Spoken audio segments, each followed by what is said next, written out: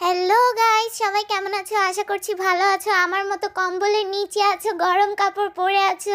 এত ঠান্ডা কি বলবো, তাই এত ঠান্ডার মধ্যে একটা হট এপিসোড নিয়ে এসেছি উইমেনের। So let's get started.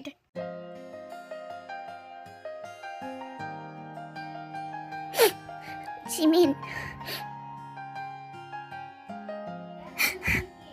তেয়াং। Jimin তেয়াংকে অনেক মিস করছিল, অন্যদিকে তেয়াং জিমিনের জন্য অনেক কষ্ট পাচ্ছিল। কি হবে আমার? যদিও ওই ছেলেটাকে বিয়ে করে ফেলে তাহলে আমি কিভাবে বাঁচবো ওকে ছাড়া? যদিও কোনো কিছু করে ফেলে, না না, ও আমার কেউ হয় না। আমি ওর কথা কেন চিন্তা করছি? জিমিন, রেডি হয়েছো মা? হ্যাঁ হ্যাঁ মা, এই তো আমি রেডি। হ্যাঁ রেডি। কি হলো মা, কান্না করছিলে? না আম্মু, কিচ্ছু হয়নি। তুমি যাও, আমি আসতেছি। আচ্ছা আমার বেবিটা, তাড়াতাড়ি নিচে আসো, তোমার জন্য বরপক্ষ ওয়েট করছে। টিয়াং, আয় খাবি আয়। ভাবি আমি খাবো না। খাবো না মানে? এই খাবো না মানে কি? আয়, মুখে তুলে খাওয়াই দিব একদম। ভাবি প্লিজ, জোর করো না, আমার গলা দিয়ে খাবার নামবে না প্লিজ। কেন এভাবে নিজের জীবনটা একটা মেয়ের জন্য নষ্ট করতেছিস বলতো? সুগার কথা শুনে টেয়াং কিছুক্ষণ চুপ করে থাকে। জিমিন মাই ডার্লিং, এইটা হলো গিয়ে Chayan. Hello miss Jimin. Hello mister Chayan. বাহ, দুজনকে অনেক মানিয়েছে। মা আমার একটু কাজ আছে, আমি বের হচ্ছি। এখন কোথায় যাবি? ইয়ঞ্জনের কথা শেষ না হতে হতে জিমিন সেখান থেকে চলে যায়। দেখতে দেখতে এরকম ভাবে 5 দিন কেটে যায়। জিমিনের বিয়ে ঠিক হয়ে যায় চায়নের সাথে। অন্যদিকে তেয়াং এর অবস্থা, ভাইয়া আর কতদিন এভাবে থাকবে বলো? তুমি খাচ্ছ না, কিছুই করছো না, শুধুমাত্র জিমিন আপুর জন্য। আমি বুঝতে পারতেছি তুমি জিমিন আপুকে অনেক ভালোবাসো, কিন্তু তাই বলে কি তুমি নিজের জীবনটাও নষ্ট করে দিবে? জাংকুক ভাই আমার, কি করব বল? জিমিনকে ছাড়া আমার কিচ্ছু ভালো লাগতেছে না। কিন্তু ভাইয়া জানো, তুমি না অন্যদের তুলনায় অনেক ভালো। সুইসাইড তো করনি অন্তত? সুইসাইড? জাংকুকের কথা শুনে তেয়াং এর মাথায় একটা বুদ্ধি আসে, আর তারপর তেয়াং জাংকুককে সব বুঝিয়ে দেয়। কিন্তু ভাইয়া যদি, জিমিন আপু পরেরটা পরে দেখা যাবে, আগে আগেরটা কর। সময় কেটে যায়, তারপর জিমিনের বিয়ের দিন। আল্লাহ, এখন আমার কি হবে? কি করব আমি তেয়াংকে ছাড়া? আজকে জিমিনের বিয়ে, আল্লাহ দেখ সবকিছু ঠিকঠাক হয়ে যাক। জিমিনকে বিয়ের সাজে অপরূপ লাগছিল, আর অন্যদিকে তেয়াং বেরিয়ে পড়ে তার প্ল্যান সফল করার জন্য। হঠাৎই জিমিনের ফোনে একটা কল আসে, আর সেই কলটা আর কারোরই ছিল না, সেটা ছিল জাংকুকের। এই আননোন নাম্বারে এখন কে কল করছে? জিমিন দেরি না করে তাড়াতাড়ি কলটা ধরে। হ্যালো, কে বলছেন? হ্যালো জিমিন আপু, আমি আমি আমি জাংকুক। আমি তেয়াং ভাইয়ের ছোট ভাই। তুমি কেন কল করেছো? আর আমার নাম্বার পেলে কোথায়? নিশ্চয়ই তেয়াং দিয়েছে, তাই না? দিবেই তো। এইসব মিথ্যা ভালোবাসা দিয়ে না আমার কোনো যায় আসে না, বুঝলে? তোমার ভাইকে বলে দিও যেন আর এসব না করে। এই নাটক অনেক হয়েছে, আমি আর সহ্য করতে পারছি না। ওয়াও, আমার ভাইয়ের নামে যা খুশি তাই বলে দিলে, তাই না? একবারও জানতে চেয়েছো ও তোমার পিছে কেন পাগল হয়েছে? না হলে আমার ভাইয়ের পিছে কত মেয়ে পাগল তুমি জানো? যেদিন থেকে আমার ভাইয়া তোমার প্রেমে পড়েছে না, সেদিন থেকে আমার ভাইয়া চেঞ্জ হয়ে গেছে, বুঝলে? আর আমার ভাইয়া কখনো এরকম ছিল না, যতটা আমি ছোটবেলা থেকে দেখে এসেছি। ভাইয়া কখনো আমাকে এত আদর করতো না, এখন করে, জাস্ট তোমার জন্য। তুমি কি কখনো কারণ জানতে চেয়েছো আমার ভাইয়া কেন মাফিয়া? আমার ভাইয়া মাফিয়া বিকজ তোমার ওই ফ্রেন্ড কায়ের বাবা আমাদের বাবাকে মেরেছিল। দ্যাটস ওয়াই আমার ভাইয়া প্রতিশোধ নেওয়ার জন্য এটা করেছে। আর নাইলে আমার ভাইয়া কখন এরকম ছিল না। আর জিমিন আপু জানো আজকে ভাইয়া সুইসাইড করবে, তাই তোমাকে লাস্ট কলটা দিতে বলেছে। প্লিজ প্লিজ ভাইয়াকে এভাবে শেষ করে দিও না প্লিজ। জাঙ্কুকের এসব কথা শুনে জিমিন কতক্ষণ চুপ করে থাকে। এটা আমি কি করলাম? এটা এটা আমি কি করলাম? আল্লাহ আমাকে কেন এত বড় শাস্তিটা দিল? কেন আমি? জিমিন যখন জাঙ্কুকের সাথে ফোনে কথা বলছিল তখন পর্দার আড়াল থেকে ইয়ঞ্জন সবকিছু শুনে নেয়। মা আমি।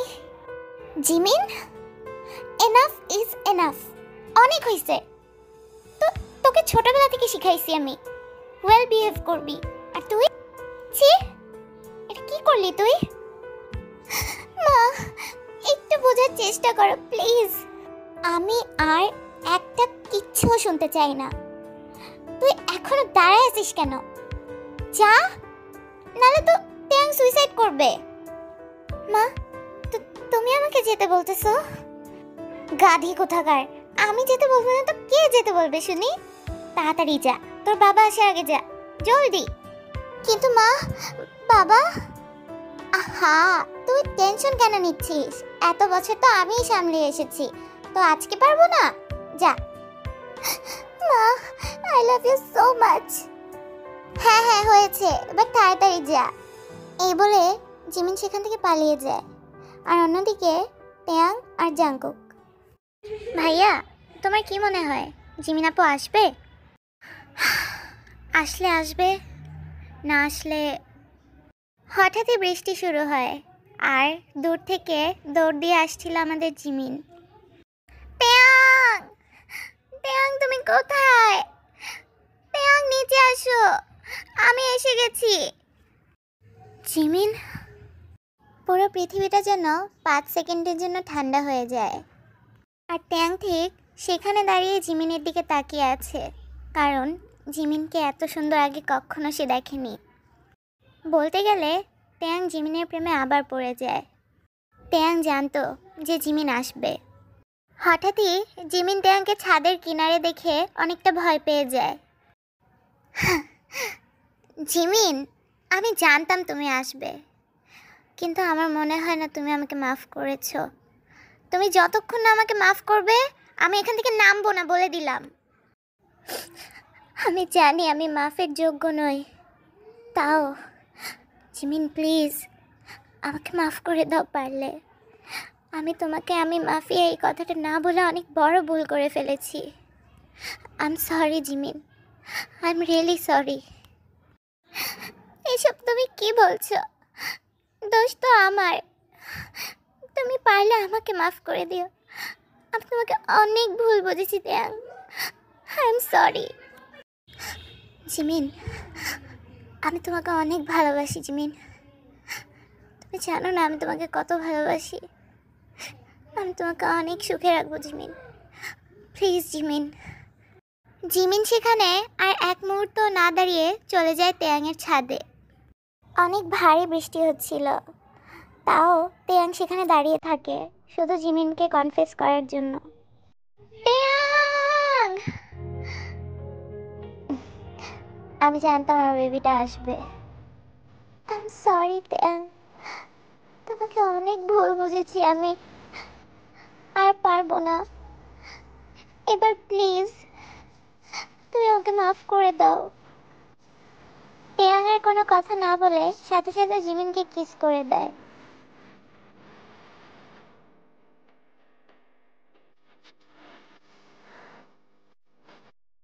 ত্যাং, প্লিজ জিমিন, আমাকে আর এভাবে কষ্ট দিও না প্লিজ। আমি তোমাকে ছাড়া পারতেছি না প্লিজ। ত্যাংয়ের এই কথা বলার সাথে সাথে জিমিন ত্যাংকে শক্ত করে জড়িয়ে ধরে কান্না করতে থাকে।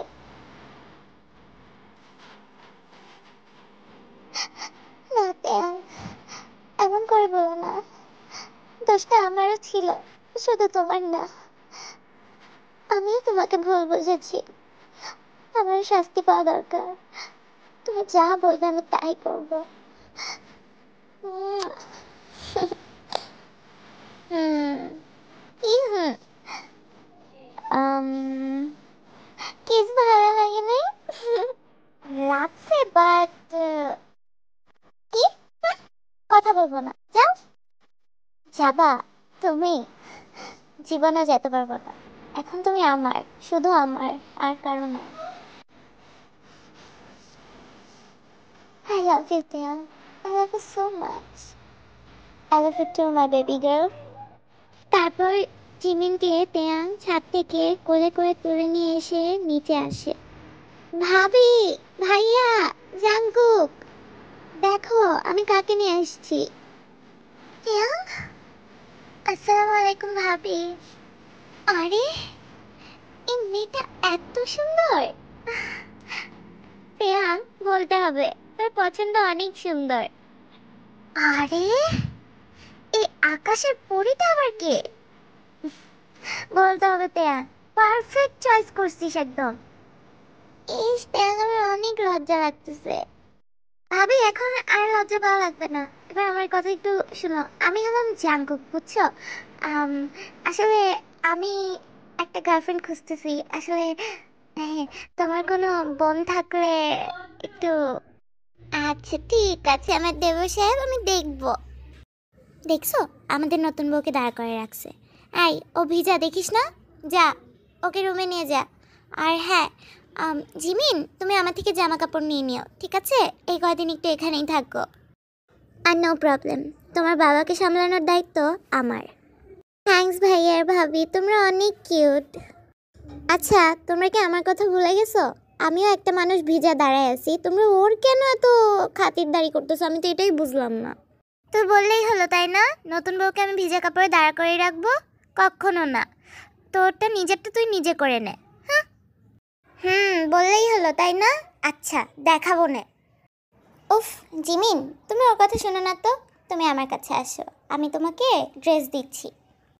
তারপর সুগা জিমিনকে ড্রেস দেয়, আর জিমিন সেটা পরে তেয়াংয়ের রুমে চলে যায়। ওয়াও, আমার বাচ্চাটা, তোমাকে অনেক সুন্দর লাগতেছে। জানো তেয়াং, তোমার ফ্যামিলি মেম্বারগুলি অনেক ভালো, অনেক সুইট। কি হলো, কি দেখছো? আমি বলো, কি দেখতেছো? জিমিনশি, তেয়াং, জিমিনা, জানো সেই ছাদের উপর থেকে কন্ট্রোল করতেছি, বাট ইউ নো হোয়াট, আমি আর পারতেছি না। প্লিজ কাছে আসো এখন।